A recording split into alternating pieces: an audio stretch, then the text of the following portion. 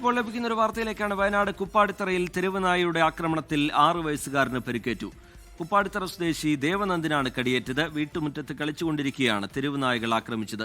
സുർജിത്ത് അയ്യപ്പത്ത് വിവരങ്ങളുമായി ചേരുന്നുണ്ട് വയനാട്ടിൽ നിന്ന്. സുർജിത്ത്, വിവരങ്ങൾ എന്താണ് സുർജിത്ത്? ശ്രീജിത്ത്, കുപ്പാടിത്തറ പൂച്ചാളക്കൽ വീട്ടിൽ വിനോദ് ഷിജിനി ദമ്പതികളുടെ മകൻ ദേവാനന്ദ് എന്ന 6 വയസ്സുകാരാണ് പരിക്കേറ്റിട്ടുള്ളത്.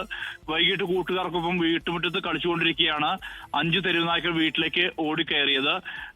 ഈ കുട്ടിയെ കടിച്ചും മാന്തിയും പരിക്കേൽപ്പിച്ചിട്ടുണ്ട്. പട്ടിയെ കണ്ട് ഓടുന്നതിനിടെ നിലത്ത് വീണപ്പോൾ പട്ടികൾ കൂട്ടമായി ആക്രമിക്കുകയായിരുന്നു എന്നാണ് പറയുന്നത്. കൂടെയുണ്ടായിരുന്ന കുട്ടികളുടെ കൂട്ടക്കരച്ചിൽ കേട്ട് വീട്ടുകാർ ഓടിയെത്തിയാണ് ഈ നായ്ക്കളെ ഓടിച്ച് കുട്ടിയെ രക്ഷപ്പെടുത്തിയത്. കുട്ടിയുടെ പുറത്തും നെറ്റിയിലുമാണ് പരിക്കേറ്റുള്ളത്. നല്ല പരിക്കുണ്ട് കുട്ടിക്ക്.